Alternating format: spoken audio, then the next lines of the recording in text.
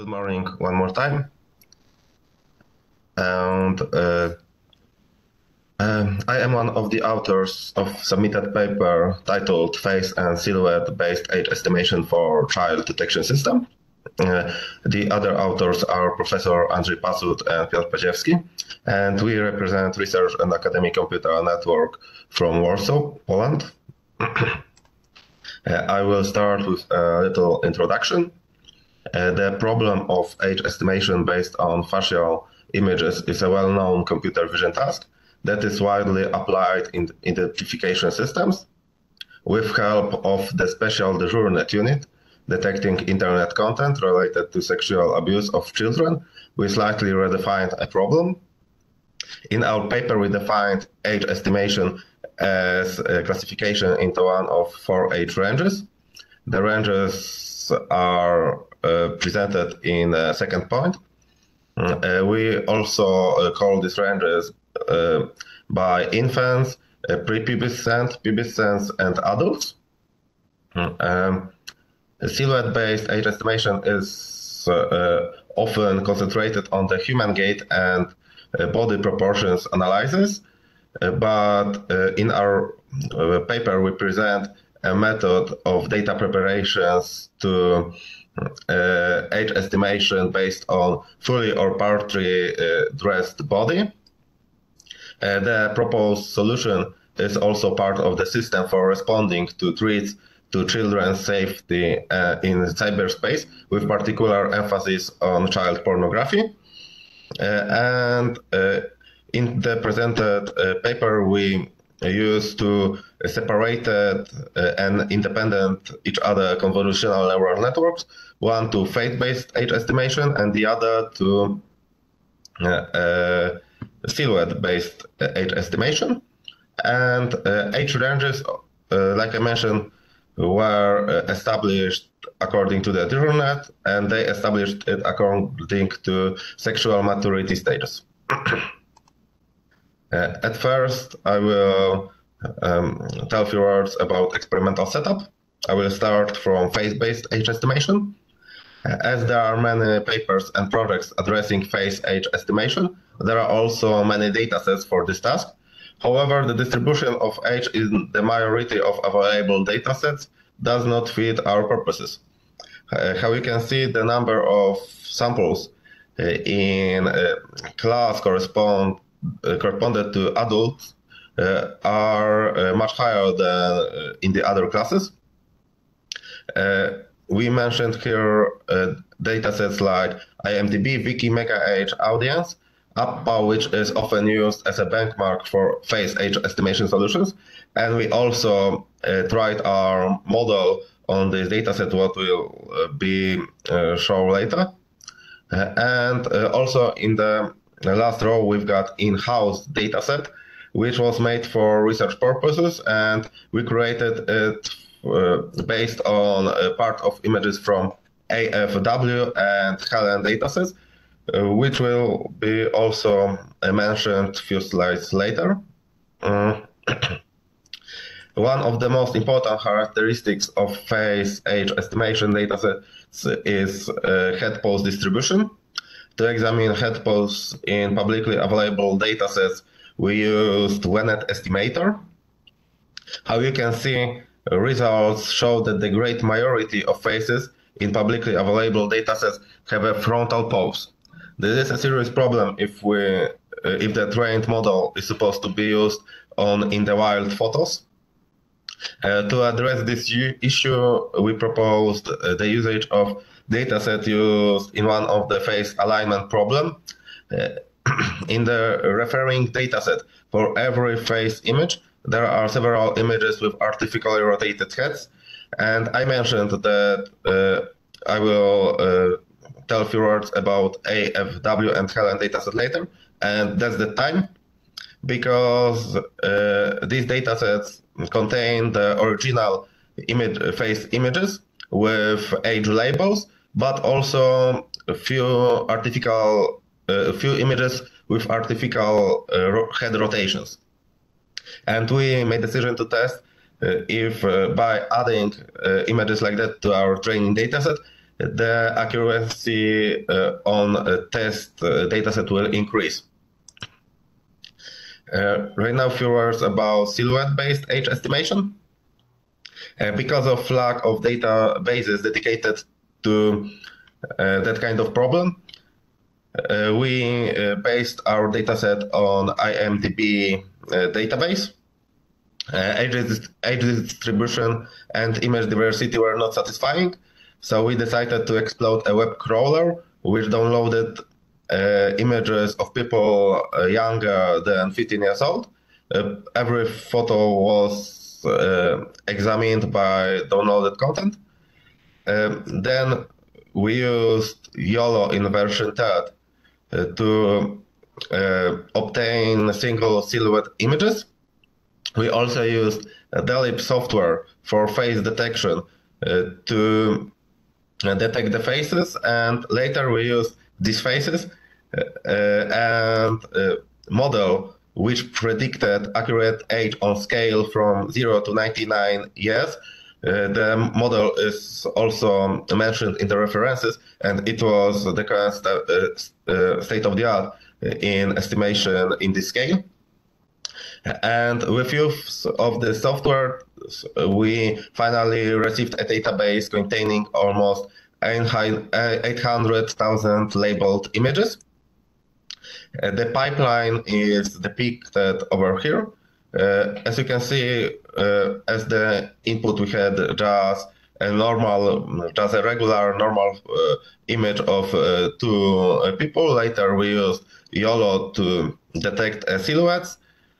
We used also the DALIP to detect faces. We used the information from the face detector to estimate age of these people. And as the results, we had silhouette bounding boxes and predicted age of these silhouettes. Right now, a few words about proposed methods. For face-based age estimation, we decided to use resonant architectures. We tested a few architectures with different depths in order to keep optimal model size compared to training data size. As the last function in this situation, because we had only four output neurons, we decided to use weighted cross entropy, where weight was related to number of samples in every class. And also we used undersampling techniques, which is a popular method used for balancing uneven datasets by keeping all of the data in the minority class and decreasing the size of the majority class.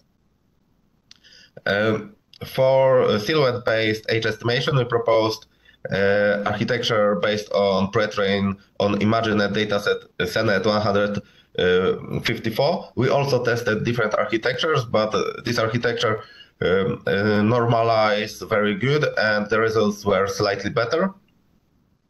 We added a perceptron to the final layer, and as the output, we had 100 elements which corresponds to age classes.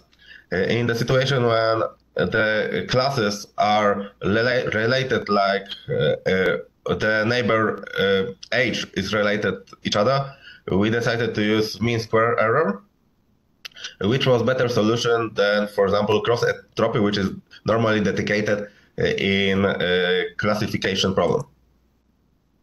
Right now, I will show the most important results.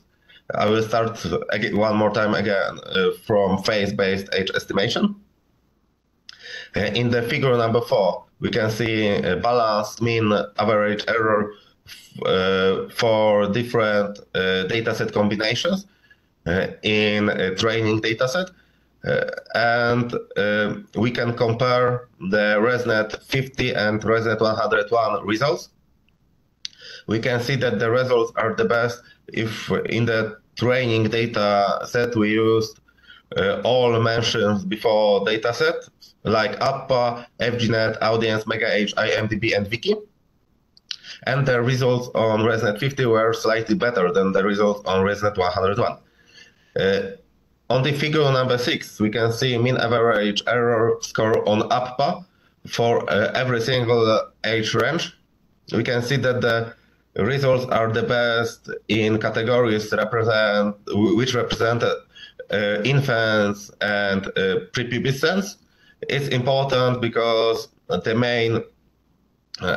main problem of this research was detecting people in these two categories, in child categories. So it means that the results were optimized on these photos good. And the interesting part is also on a figure number 5, where we can compare balanced mean average error for different models, where the difference between the models is usage of phase alignment datasets, which I mentioned before. So the phase alignment datasets were AWF and Helen datasets, which contained artificial rotations of heads. And we can see in the table that age estimation accuracy decreases with head rotations. R0 represents rotation 0, so head without any rotation. R1 means that the head has rotation around 45 degrees, and R2 means that the head is rotated by 90 degrees. We can see that the addition of images from the mentioned datasets significantly increased model accuracy on images with head rotation.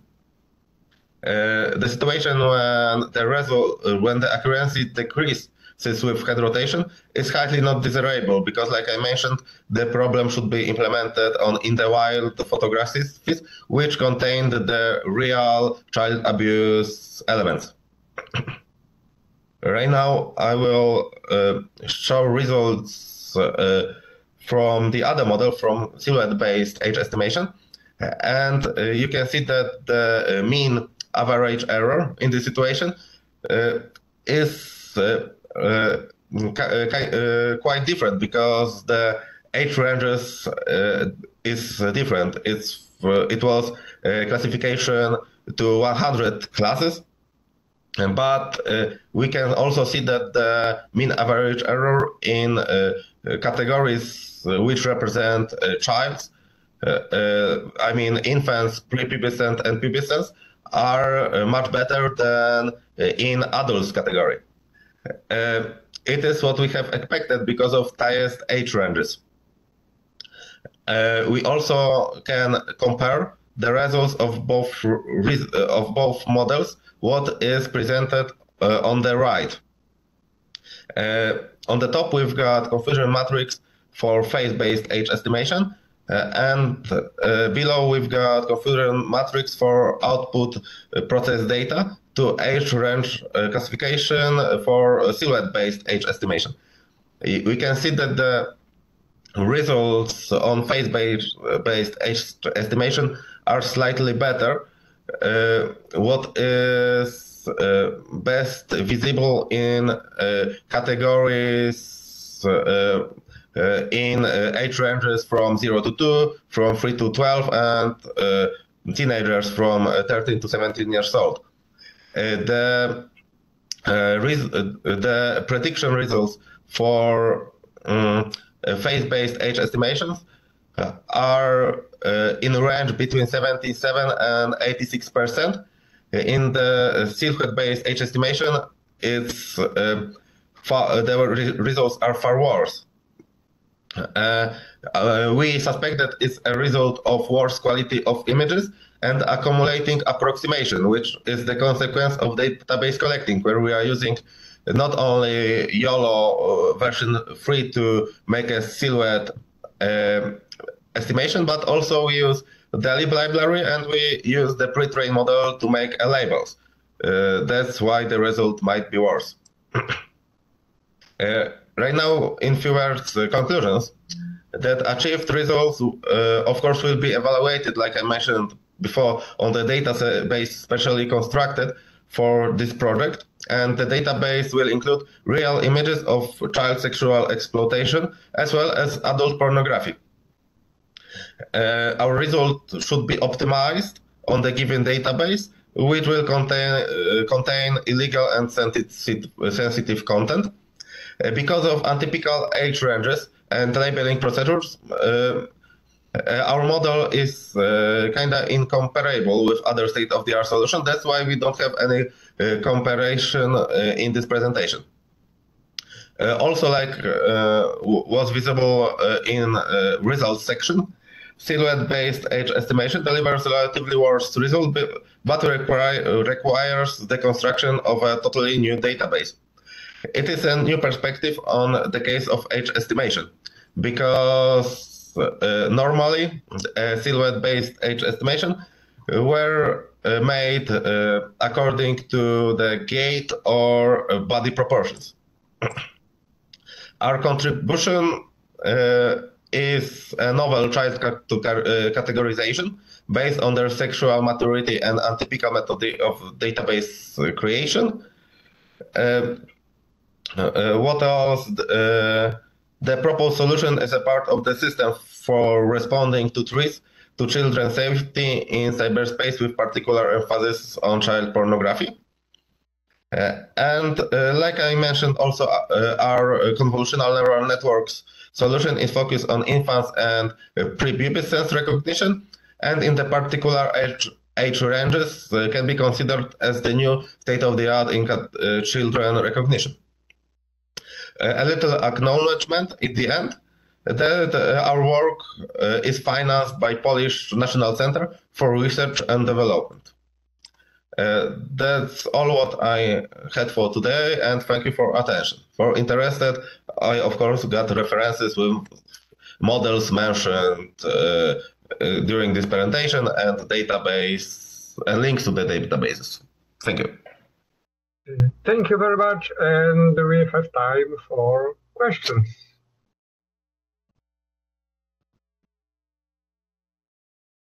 Okay. I have a question. Please go ahead. A short question only. So, how are your results comparable to the works of other researchers? Have you checked? Are you working on some common database for which results of other researchers are known? So, like I mentioned, our results are very hard to compare with other solutions, because basically we made classification to just 4 age ranges, corresponds to infants, prepubescent, pubescent, and adults, and it's hard to find different databases and different data sets dedicated to things like that. Of course, we could compare it in the situation of phase-based age estimation by, for example, grouping the results of other authors and making this kind of data pressed of output post-processing. But after all, it's very hard to do, and it's even harder in the situation to make a comparison for a silhouette-based age estimation, because it's totally new data set and totally new perspective, because it's the only solution where the silhouettes are represented by fully or partly dressed body, not a gait or body proportions. That's what was making our solution very hard to compare with other authors. Okay, thank you. Any other questions? So now I have a very short, not necessarily highly related, but somehow related to your presentation. As a silhouette detector, you are using YOLO. Yes, of course. But one of the not so well known but important disadvantages of YOLO is that in case of densely packed objects of some of the same category, it creates a kind of a super object. I mean, one instance of the object of interest which actually combines a number of the same objects. So did you consider using something which is obviously slower, but more accurate in detecting individual instances like RCNN or faster RCNN, even faster RCNN, yes. Because I understand that in your case, the speed is not really a critical factor. It's not a real-time application. Okay, so of course we considered using of faster RCNN, but in the situation when we, after all, achieved collected a database which contained almost 800,000 elements, it would be very time-consuming to use a solution based on RCNN architecture. That's why we made the decision to use YOLO, and we used YOLO in version 3 because it's the last YOLO supported by the original authors, and we made the decision that it will be fair enough. And but of course, we know that it's not the perfect solution, and we filtered our data to make sure that it contains what we wanted to contain. Okay, thank you very much. Thank you.